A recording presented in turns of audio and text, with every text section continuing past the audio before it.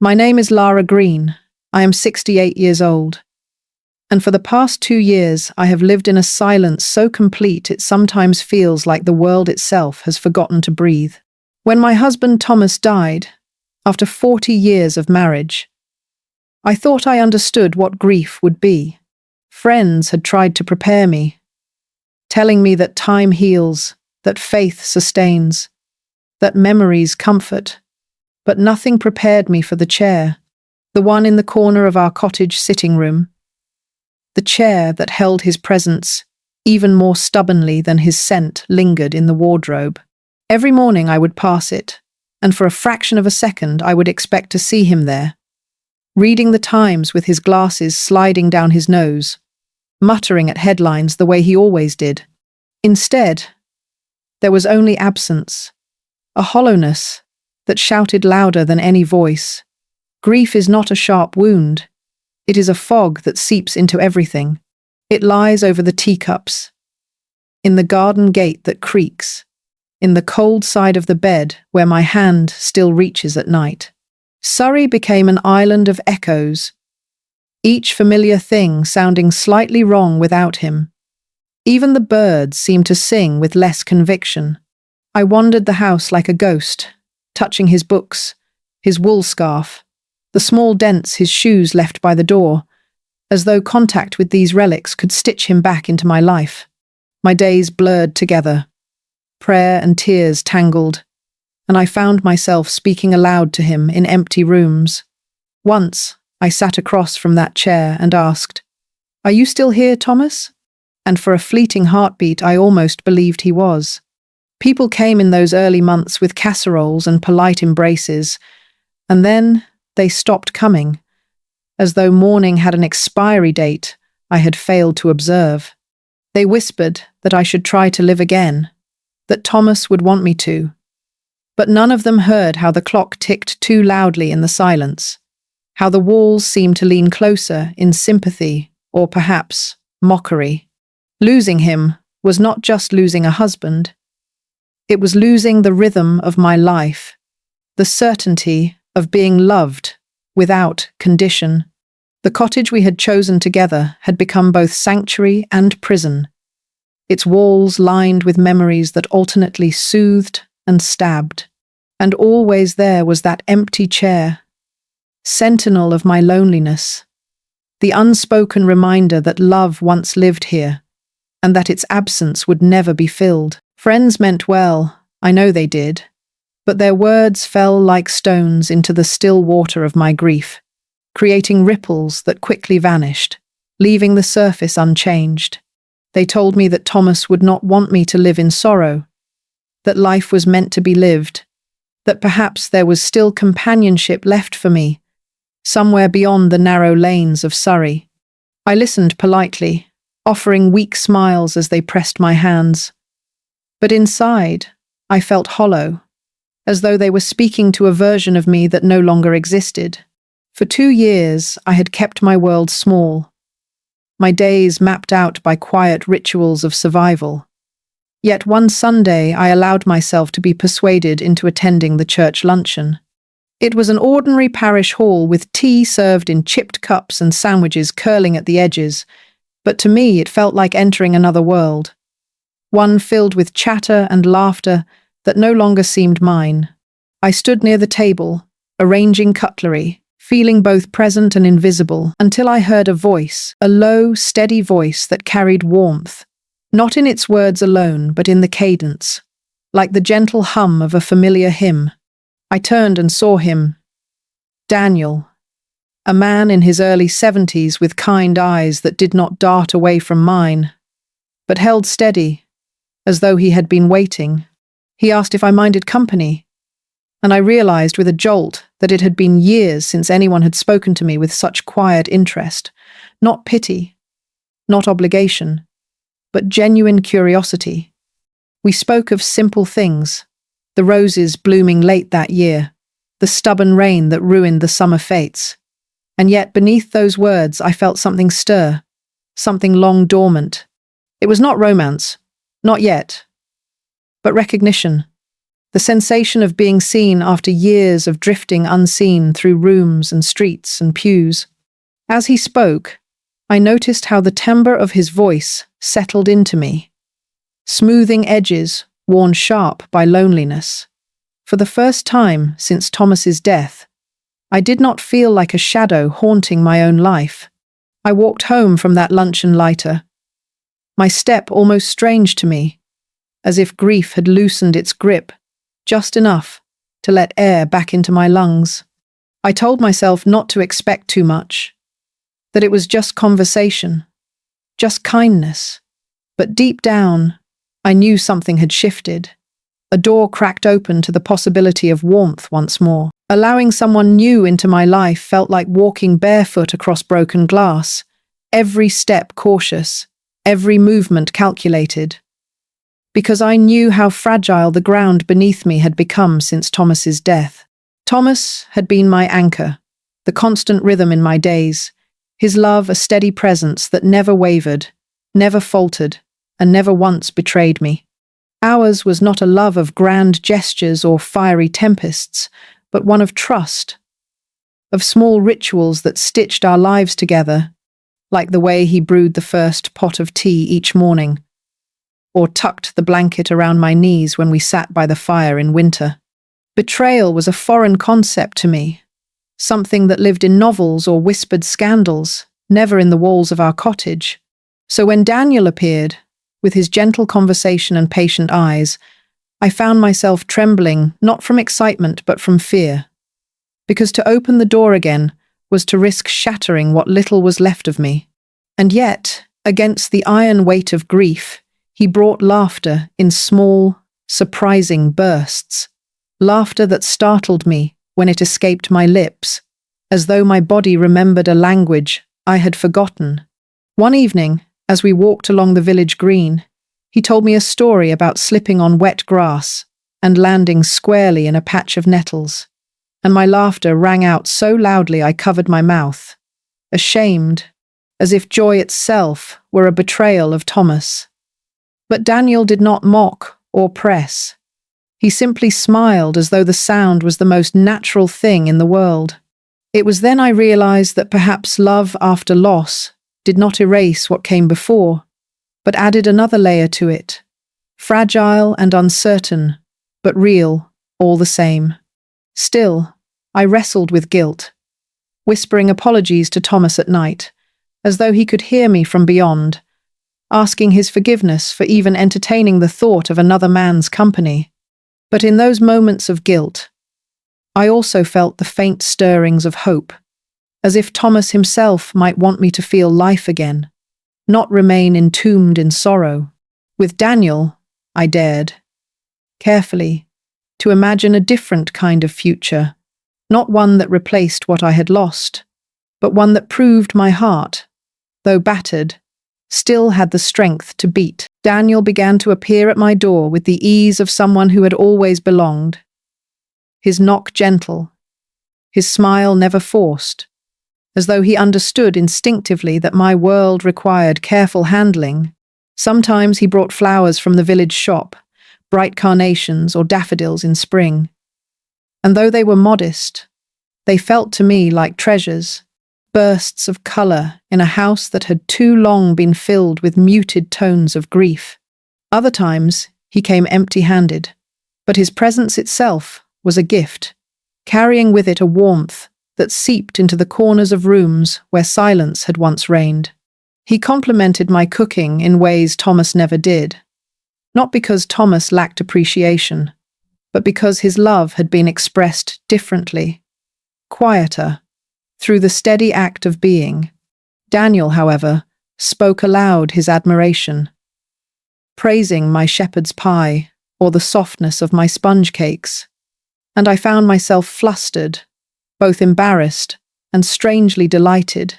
He admired the garden Thomas and I had tended together, running his hand gently along the lavender and saying it was a place of peace, and I caught myself standing a little straighter, as though I needed him to know I had kept something worth cherishing. We began to share walks through the lanes of Surrey, past hedgerows humming with bees and fields where sheep grazed lazily, and I found that my steps no longer dragged, but matched his with an almost surprising lightness. Companionship crept into me slowly, not with thunderclaps, but with the steady rhythm of shared cups of tea, conversations about books we both loved, and evenings where laughter rose unexpectedly, like birds startled into flight. I began to imagine, tentatively, that life could once more stretch ahead with meaning, not bound entirely to loss. It was not a betrayal of Thomas, but a recognition that love, in its many forms, could coexist. That the human heart was not a locked box with one key, but a garden capable of blooming again after winter. And yet, even as this thought took root, I felt a shiver of guilt, whispering inwardly that I must be cautious, that hope is a fragile glass, easily shattered. Still, when Daniel left in the evenings, I would linger at the door watching his figure recede into the twilight, and for the first time in years, I caught myself longing for the next day, for his return, for the continuation of something that felt like the beginning of life again. It began with the smallest of things, so small that at first I told myself they were nothing, just tricks of a mind too accustomed to loneliness, too fearful of joy. A phone ringing later than it should, his hand moving quickly to silence it, his voice suddenly distant as he excused himself to the hallway. A dinner that ended sooner than expected, with him rising from the table and muttering something about early errands or a neighbor in need, his chair still warm when the door closed behind him. These were ordinary occurrences, I told myself. Fragments of life that did not require dissection, yet somewhere inside me the old instincts stirred, the ones that had kept me alert through the fog of grief, the eyes sharpened by loss. I wanted so much to believe in the good, to accept his presence as the balm it seemed, that I brushed away the unease like dust on a shelf, telling myself that doubt was the enemy of healing, that to question him was to betray the fragile hope I had only just begun to cradle. I remembered Thomas then, remembered how steady he had been, how trust had been woven into the very fabric of our marriage, never once strained, never once tested, and the contrast cut quietly into me. I thought perhaps I was comparing unfairly, holding Daniel against an impossible standard forged in a lifetime of loyalty. Hope can make us blind in ways grief never does. Because grief, though heavy, is honest, while hope asks us to ignore the shadows in exchange for a glimmer of light. So I ignored the shadows, told myself I was imagining the faint perfume that lingered on his coat one evening, or that the receipt I glimpsed tucked inside his pocket was surely for something meant for me, a surprise he had not yet revealed. I whispered these reassurances in the quiet of night, even as they rang hollow against the ceiling. To doubt felt disloyal, not just to him, but to the part of myself that had dared to open the door again. The part that feared if this trust collapsed, I would be returned to that endless silence I had worked so hard to escape. And so I chose not to see, convincing myself that love required faith, even when the cracks began to spread across the surface of what I thought was whole. The unease that had once whispered at the edge of my thoughts grew louder until it became impossible to ignore, no matter how fiercely I tried to silence it with reassurances. One afternoon, while tidying the sitting room, I picked up Daniel's jacket from the arm of the chair and felt something stiff in the pocket. My instinct told me to put it back untouched, to preserve the fragile illusion I had been clinging to, but my hand disobeyed and drew out a folded receipt. It was from a jeweler in Guildford, dated only a week earlier, listing a delicate gold bracelet with a charm of a bird in flight. I read the words again and again, my heart thudding, because no such gift had been given to me. I placed the paper back as though it might burn me, but the weight of its meaning pressed into my chest long after. Later, when Daniel visited, I hugged him in the hallway, and a scent rose from his scarf, floral and powdery, sweet in a way that did not belong to me. My perfume is subtle, lavender with hints of rosemary, chosen for its quietness. But this was bolder, younger, unfamiliar, clinging to the wool like a mocking ghost. I told myself stories in order to breathe, that perhaps he had bought a gift for his sister, that the perfume was from a crowded bus, or a friendly embrace with an old acquaintance. Yet even as I constructed these explanations, I knew I was weaving lies for myself. Each excuse felt thinner than the last, threads stretched to breaking. I began to notice other small signs that had once slipped past me. The way his eyes flickered when I asked about his day, the pauses in his sentences, as though he were editing truths before they left his lips, the sudden pressing need to check his watch during evenings that once stretched easily into night. Trust, I realized, is not shattered all at once. It is worn away grain by grain, like a cliff face, slowly eroded by the sea, and I could feel the ground beneath me crumbling. Yet still, I kept smiling. Still, I set the table with care. Still, I told myself that doubt was crueler than silence, because if I gave in to it, I feared everything I had begun to build would collapse, leaving me alone once more with nothing but the echo of Thomas's chair and the knowledge that I had been a fool. My mother used to say that grief sharpens the eyes, that when you have lived through loss, you begin to see the world differently, noticing the tiniest flicker of change in people, the smallest fracture in their words. And I thought of her often as I began to watch Daniel more closely. At first, I told myself it was unkind to observe him with suspicion, that love should be free of such silent interrogations. But my mother's voice persisted in memory, reminding me that pain can be its own teacher. And so I became a student again, studying him as though each gesture were a page in a book I had overlooked. I noticed how his compliments began to sound rehearsed, as though plucked from a script rather than born from genuine feeling. The way he praised the same stew with the same phrasing 3 times in a row, his smile not reaching the depth of his eyes. His absences, too, grew more hurried, explained with words that fell too quickly from his lips. Errands, phone calls, visits that required no details, all delivered in a tone too smooth to be fully trusted. I remembered how Thomas, in contrast, had never needed to justify his comings and goings, his life so intertwined with mine that explanation was unnecessary, and the comparison became a weight pressing against my chest. I began to mark the times Daniel left, to replay his sentences in my mind long after he had gone, and each time I did, the edges of doubt grew sharper, carving away the hope I tried so desperately to preserve. I became the silent watcher, smiling across the table while my mind tallied the inconsistencies, nodding at his stories while noting the pauses where truth faltered. I realized that my grief had honed me into something both fragile and fierce, capable of noticing what others might miss, a survival instinct born of too much silence and too many empty chairs. And yet, even with my eyes wide open, I kept my mouth closed, fearing that if I named what I saw, it would become undeniable, that the fragile glass of companionship I had been holding so carefully would shatter at my feet. So I remained outwardly calm, inwardly vigilant, caught between the desire to trust and the inability to ignore the cracks that deepened each day.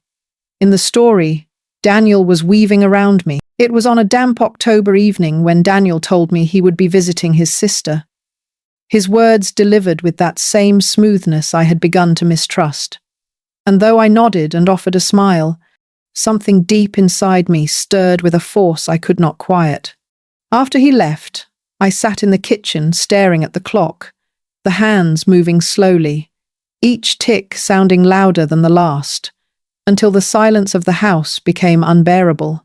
My mother's old phrase returned to me then, that grief sharpens the eyes, and I realized it sharpens the instincts too, for my heart beat with a certainty that his story was not true.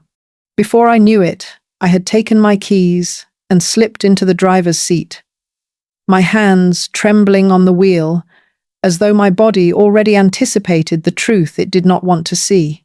The roads were slick with rain, street lamps reflecting off the glistening tarmac like a trail guiding me toward revelation, though each turn of the wheel made my chest pound harder, as if warning me to turn back. I drove past familiar hedgerows now blurred by water streaks across the windscreen, the wipers struggling to keep pace with the storm, and all the while my mind raced with questions I did not want answered. I followed the path I suspected he might take, the knowledge of his habits stitched into me by months of small observations, until at last I saw his car parked outside a small inn tucked away by the roadside, its sign swinging wildly in the wind. I slowed, pulling into the shadows a little distance away, my breath shallow, my palms damp against the steering wheel, and sat watching as the rain drummed against the roof in relentless rhythm.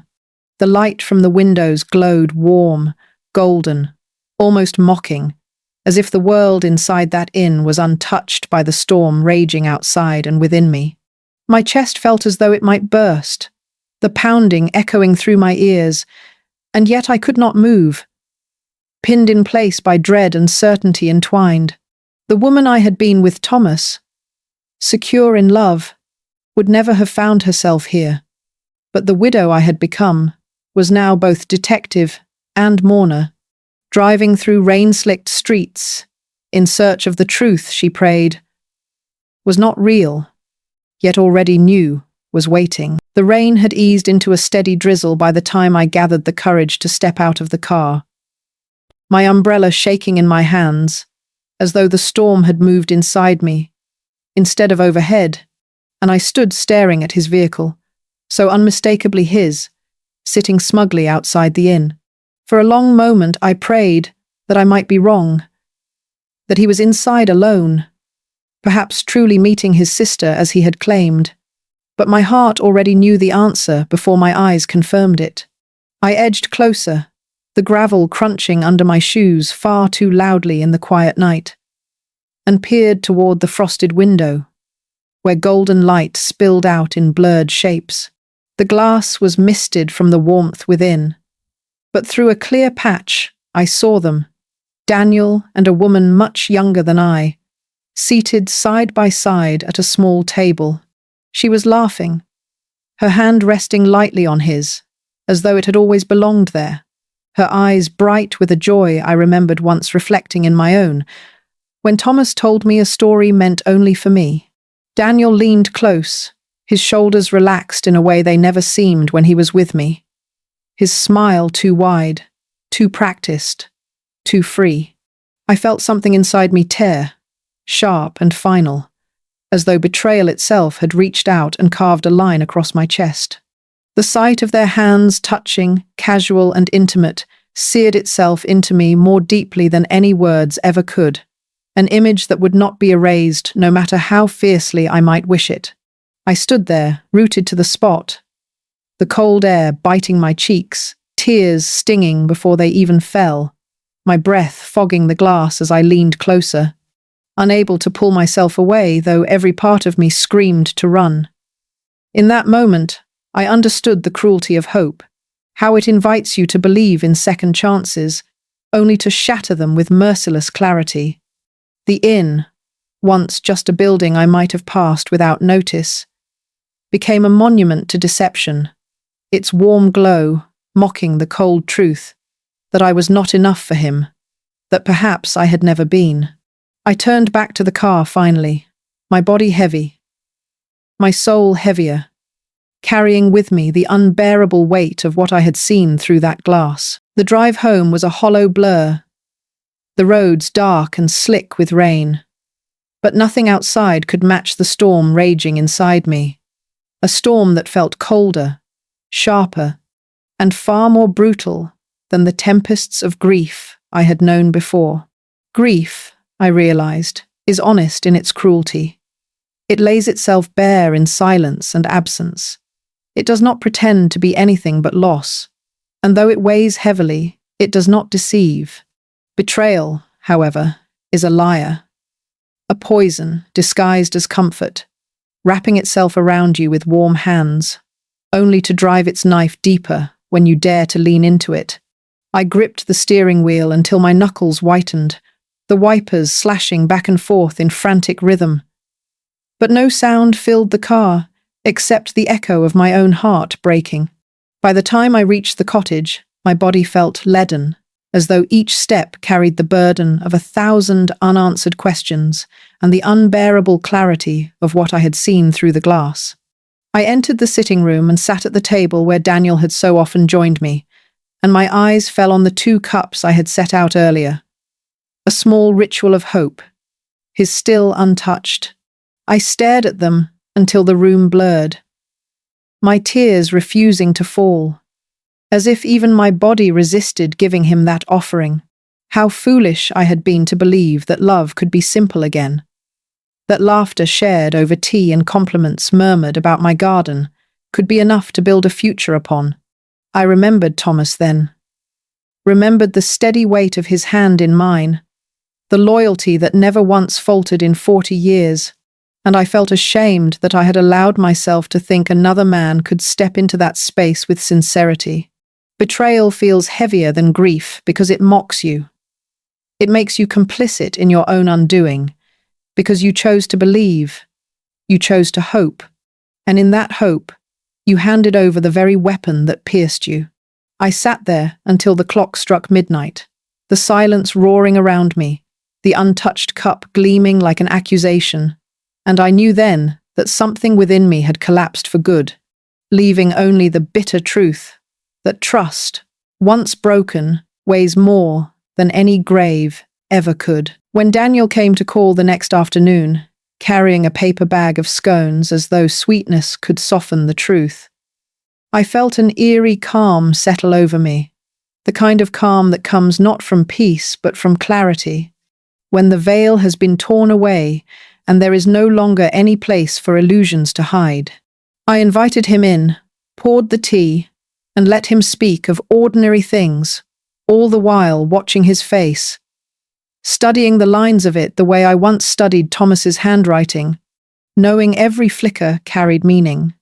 At last I asked him plainly where he had been the night before, and at once I saw the shift, the too quick blink, the slight pause before words spilled out, words that were clumsy in their eagerness, excuses about his sister, about errands, about things too vague to stand upright. When I said I had seen him at the inn, that I had seen her hand resting on his denial cracked like thin glass under pressure, his face rearranging itself in desperate patterns, first indignation, then wounded pride, then the soft collapse of a man caught without an escape. "Yes," he said finally, "but it was not what I thought, just companionship, just a moment of weakness." His voice thick with the empty rehearsals of men who believe apologies are keys that unlock any door.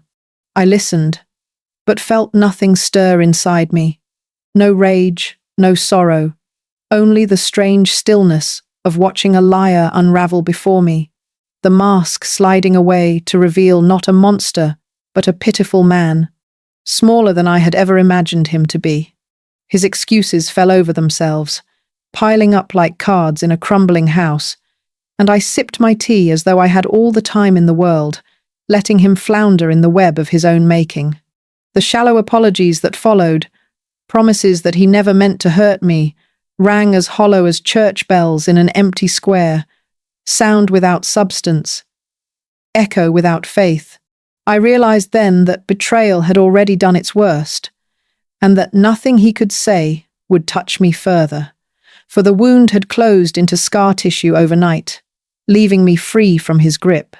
When he left, shoulders slumped, I felt not broken but oddly cleansed, as if truth, however ugly, had finally swept the air clean of lies. In the days after Daniel's departure, the house felt strangely lighter, as if the air itself had been scrubbed of a poison I had unknowingly been breathing, and though the silence pressed close, it no longer carried the same suffocating weight it had after Thomas died. Betrayal had wounded me. Yes, but it had also clarified me, stripping away the illusions I had allowed to grow like ivy over my heart. And in their place, I felt the raw outlines of something sturdier, something that might yet carry me through the years that remained. I took out my old leather-bound journal, the one I had not touched since Thomas's passing, and with deliberate strokes, I wrote the words I needed to see. I will not let betrayal define my last years. Seeing them on the page steadied me, a declaration not to the world but to myself, a promise that despair would not be the final chapter of my story. I began to write each day, recording not only the heaviness but also the small moments of resilience, the birds returning to the garden, the way the sunlight lingered on the stone path, the quiet comfort of making bread with my own two hands. These were not grand victories, but they were mine, and they reminded me that truth, however painful, was always preferable to illusion. I had chosen to live honestly, even if it meant walking alone, because loneliness with dignity was better than company built on lies. In time, I noticed that the ache inside me no longer felt like a collapse, but more like scar tissue forming, tough and unyielding, protecting the tender parts of me that still remembered how to love. I prayed sometimes, not for another man, not for a new companion, but for courage, for the strength to greet each morning without bitterness. Resilience, I realized, is not a loud triumph, but a quiet refusal, a choice made over and over in the face of disappointment. I refused to be broken, refused to let betrayal sour the years I had left, and in that refusal, I found a strange kind of freedom. Life, I reminded myself, as I closed the journal one evening, is not measured by who sits across the table, but by the steadiness of the spirit that carries you through the long night and into the dawn. Word travels in quiet ways in a village, carried not by shouts but by murmurs that slip between pews, across market stalls, and into the corners of teacups. And soon enough, I knew that my decision to confront Daniel had become the subject of hushed conversations. At first, I dreaded the sideways glances, the polite pauses when I entered a room, for in those silences I imagined judgment, the kind that weighs heavier than words. Some did judge me.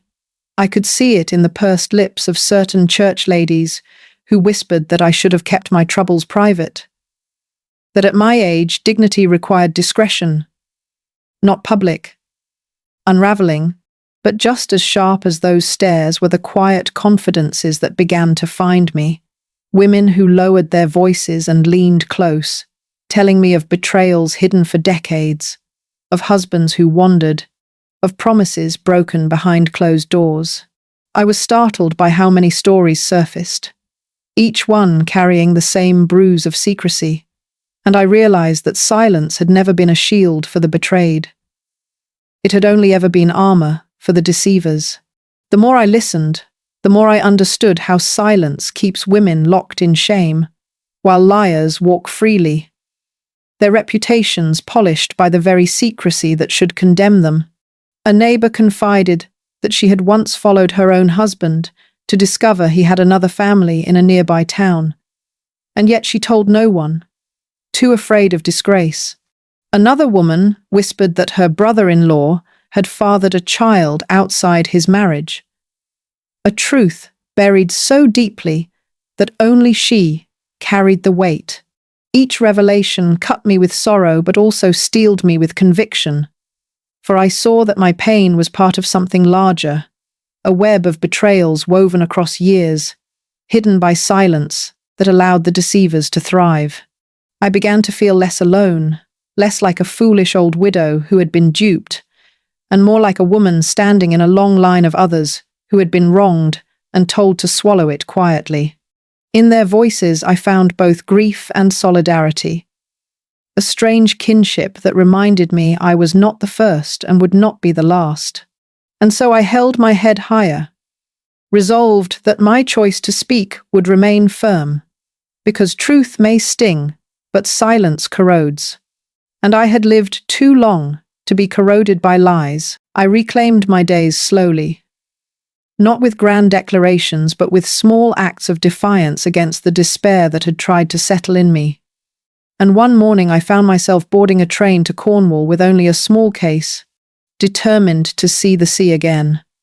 As the countryside blurred past the window, I felt a loosening inside me, as though each mile carried me further from the weight of betrayal and closer to something like freedom.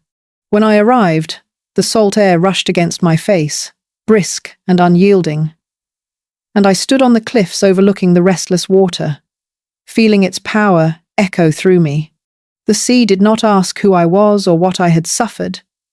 It simply moved, endless and untamed, and in its roar, I recognized the voice of resilience. I walked alone along the beaches, the sand damp beneath my shoes, the horizon stretching wide and unclaimed, and I realized that companionship was not the true measure of a life, not the thing that made me worthy or whole. Worth was found instead in peace, in the dignity of knowing that I had chosen truth over illusion, in the honesty of facing myself without disguise. I lingered in small fishing villages, ate meals by myself in quiet inns, and discovered a kind of joy in solitude I had never dared to believe possible. For years I had defined myself by the roles I carried: wife, widow, partner, betrayed. But standing by the sea with the wind tangling my hair, I felt something new awaken. Not a role, but a being. Simply Lara, alive and unbroken. Each wave that crashed against the rocks seemed to sweep away another remnant of fear, another shadow of guilt, until I felt lighter than I had since Thomas held my hand. I realized then that my heart, though scarred, still beat strongly, not because of who stood beside me, but because of the strength I had found within. As the sun dipped low and painted the water gold, I whispered a quiet promise to myself that my final years would not be marked by sorrow or by longing for what had been lost, but by the courage to live truthfully, to walk with my head high, and to cherish the serenity that comes when one has survived the storm and chosen, at last, to stand in the light. Grief can hollow you. I know that truth with every fibre of my being, for it carved out spaces in me I thought would never be filled again. But betrayal, cruel though it is, can awaken you in ways grief never could, shaking you into clarity, forcing you to stand and look at yourself without disguise. I have lived through both, and though one tore away the man I loved, and the other exposed the lie of a man I thought I could trust, I see now that neither has destroyed me. For I am still here, speaking, breathing, writing, walking toward days that still hold meaning. Love after loss is possible, but it must come carefully. And trust is not a gift to be given freely. It is a ground that must be earned, brick, by actions that do not waver in the dark. My story is not one of despair, though sorrow and disappointment tried to claim it, but one of dignity reclaimed, of a woman who discovered that her worth was not bound to the presence of another beside her, but to the strength she could summon in her own quiet heart. I speak now, not just for myself, but for every woman who has been told to keep silent, to accept betrayal as the price of love, to endure loneliness rather than name the truth, and I say with certainty that silence protects only the deceiver, never the deceived. If you are listening, know this: it is never too late to begin again. No matter your age, no matter how deep the wound, or how sharp the humiliation. I once thought my life ended when Thomas's chair stood empty, and again when I saw Daniel's hand held by another through a pane of glass. But both times I was wrong, for life does not end with loss. It transforms, demanding courage, demanding honesty, demanding that we walk into the light, even when the shadows cling. I am Lara Green, 68 years old, and my voice will not be silenced by sorrow or betrayal. I stand as proof that though grief can hollow you, and betrayal can cut you, the soul has a way of rising again, carrying not just the scars but the wisdom to live with clarity. This is my truth, and I offer it as a lantern for others still walking through the dark.